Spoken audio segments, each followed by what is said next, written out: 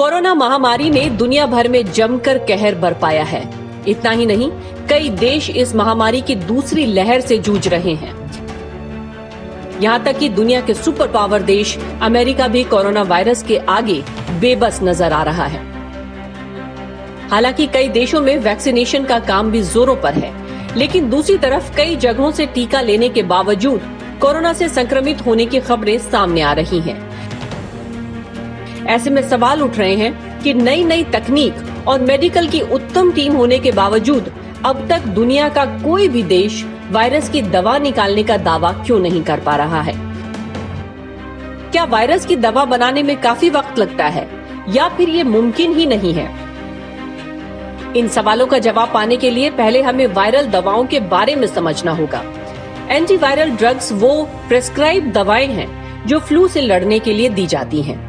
ये tablet, capsule, syrup, powder या इंट्रावेन्स यानी नसों के जरिए भी दी जा सकती हैं।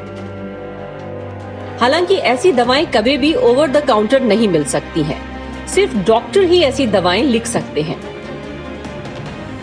माना जाता है कि अगर बीमारी शुरू होने के 48 घंटे के भीतर एंटीवायरस दवाएं शुरू हो जाएं, तो ठीक होने की सबसे ज्यादा संभावनाएं रहती हैं। एंटीवायरल ड्रग्स बैक्टीरियल बीमारी को दो तरह से खत्म करती है, यानी ये दवाएं दो तरह से काम करती है। पहला, बैक्टीरिया पर सीधा हमला कर उन्हें खत्म कर देती है, और दूसरा, बैक्टीरिया को बढ़ने से रोकती है। वर्ल्ड हेल्थ ऑर्गेनाइजेशन यानी WHO के मुताबिक एंटीवायरल ड्रग्स हर साल करोड़ों लोगों की जान बचाती है। हालांकि एंटीवायरल दवाओं को बनाना थोड़ा मुश्किल है। ऐसा इसलिए क्योंकि कोई भी वायरस शरीर की कोशिकाओं में घर बनाते हैं और उसी के जरिए मल्टीप्लाई होना शुरू करते हैं।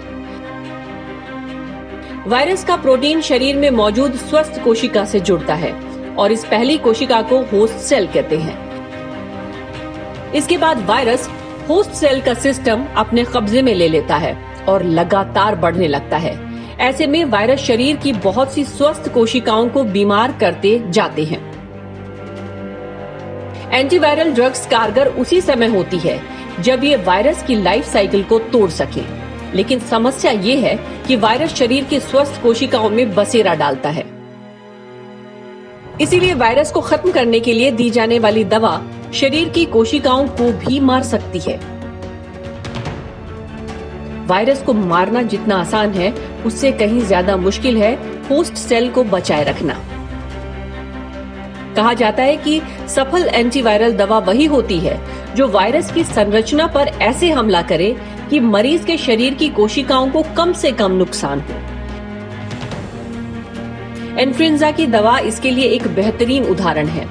ये दवा सीधे वायरस के एंजाइम पर हमला बोलती है ताकि संक्रमण की गति एकदम धीमी हो जाए। Bureau report.